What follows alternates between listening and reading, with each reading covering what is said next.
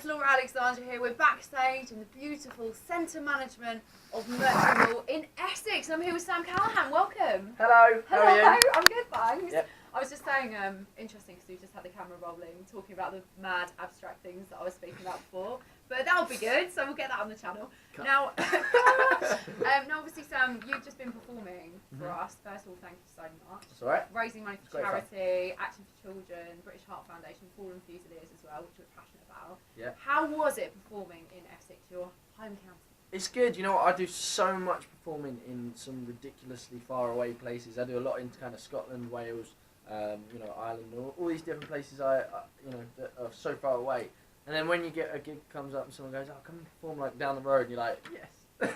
But it's so nice. But then actually coming here and working out what it's all about and seeing people actually give money for such a great cause was great. And I don't know if you got it on camera. I walked around like the top and the bottom and started like put money in the bucket whilst I was singing. Which is a little bit difficult because I couldn't hear the music whilst I was trying to sing. Only a minor detail. It's fine. I mean, you don't need that. But yeah, it was great fun. No, it's good. Thank you for having me. Thank you. And listen, I have to say, talking about that point, you've just put me to shame because clearly I was just sat on the stage and then I'm going, where on earth is this sound coming from? And I just see a little dot walking around the top of the shopping centre, which is incredible because Sam is literally walking around and working the crowd.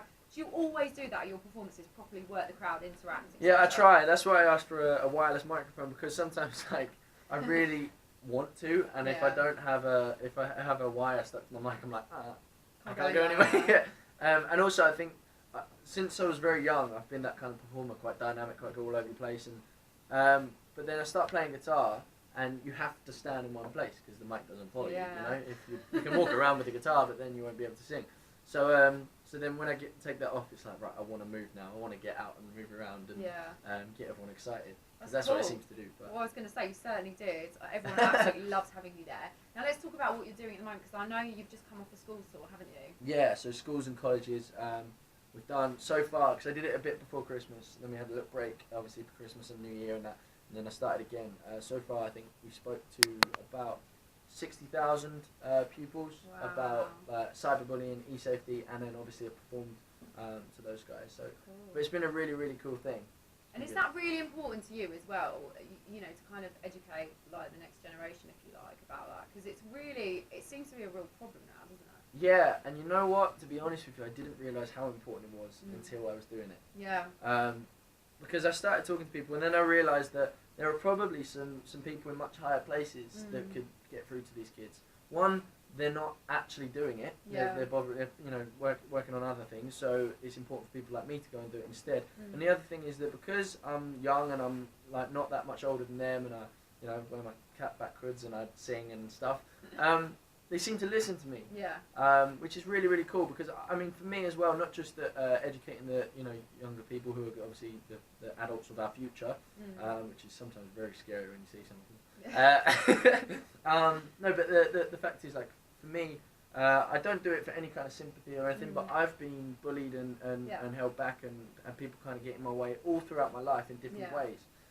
So for me, it's a thing where my like negative experiences can be positive for somebody else. Exactly. So it's really, really cool. And I'm an ambassador for the National Bullying Helpline as well. That's awesome. Which obviously helps, yeah. And I think that's so important. I think one thing that's really admirable about you is that you've actually spoken out about it, which is really nice because a lot of people have kept quiet about it, and that's kind of the easier road to take. Yeah. But obviously you've done that, which is absolutely incredible. So Thank you.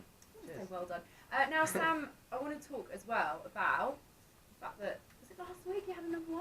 Yes. So tell me about it. How did that come about? This is my first #1 ever.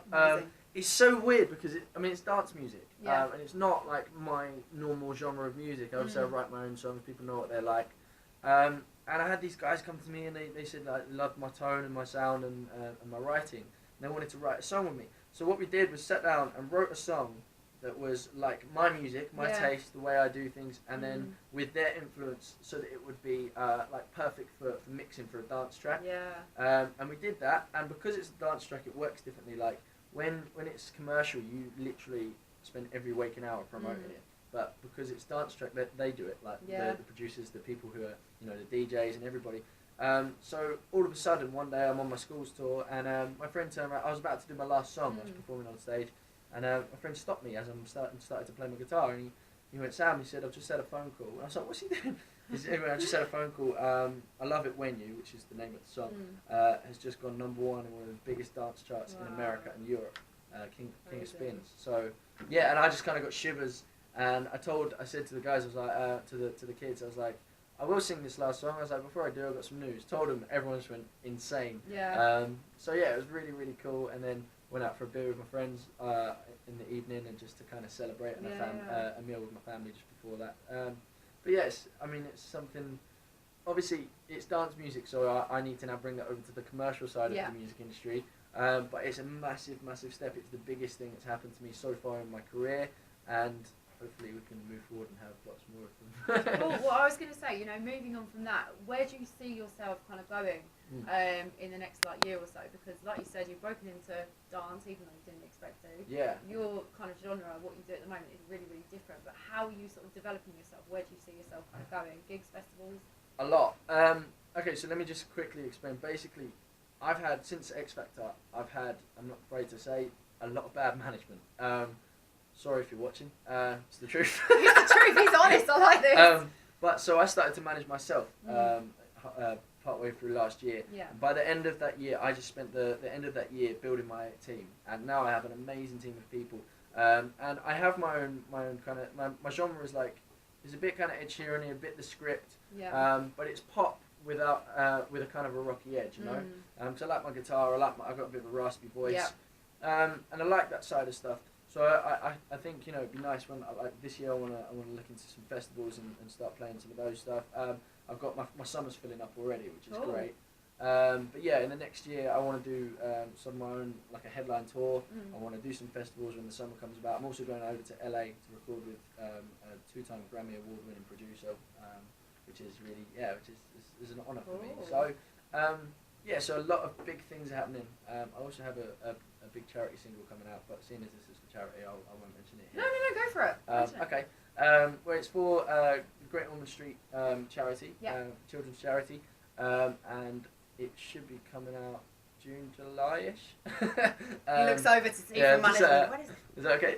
Yeah. So cool. So yeah. So but it's a really cool song. Again, it's done with another group of people, and their influence is a bit dancey, but it still has my kind of edge around it, nice. Which is great. But then I also want to release some of my own music off my own back. Cool. And let's we're going to give out your social media in a bit, just in case people don't know and they don't know where to find you. But let's go back, since you mentioned it, about X Factor. Now, obviously, X Factor a massive platform to you, because it is a big platform. There's no denying that.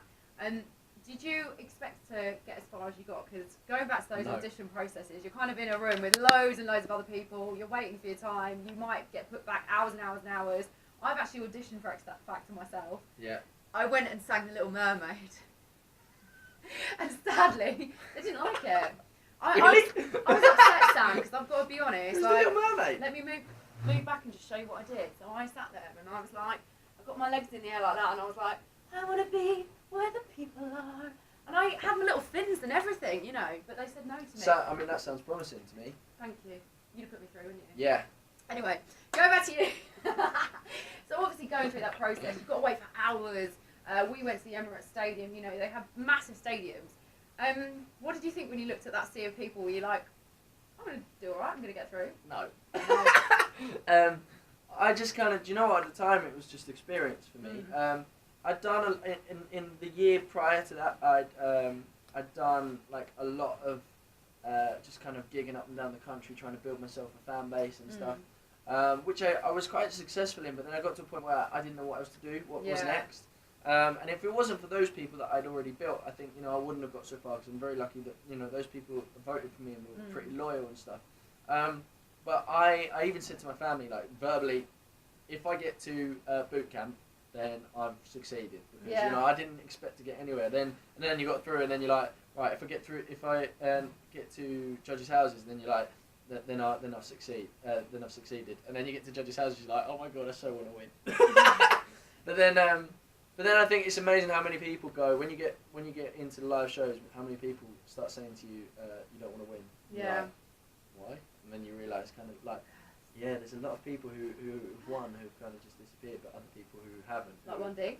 Yeah. Yeah. Exactly. Runners up. Ollie Murs. Yeah. Yeah. So. Right. I mean, Ella Henderson, she came Yeah. the same place as me. Yeah. So yeah, we're coming back. It's interesting, exactly, and I think that's so true. You know, there are a lot of people that haven't gone on to win, but they have done just so well. Yeah. My friend Lucy, she's doing her own tour at the moment. Lucy Right. Spraggers, Oh, yeah, Spraggers, big up the Spraggers. So you know, I think it is a great platform. I think it's great for people to get involved with it. But what would you say to any maybe aspiring artists, children, teenagers, whatever age they are out there, thinking to themselves, you know what, quite fancy singing career. I can sing better than Laura.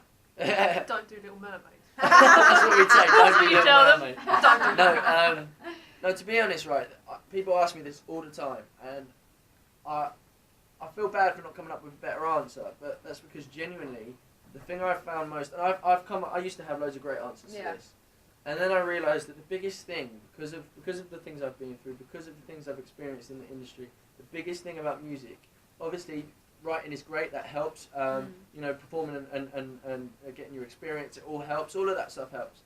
Networking helps. But the one thing I find is the biggest thing is just to not give up.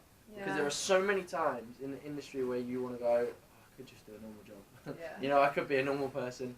My dad says that to me all the time. Yeah. Being a normal Yeah, person. Dad, shush.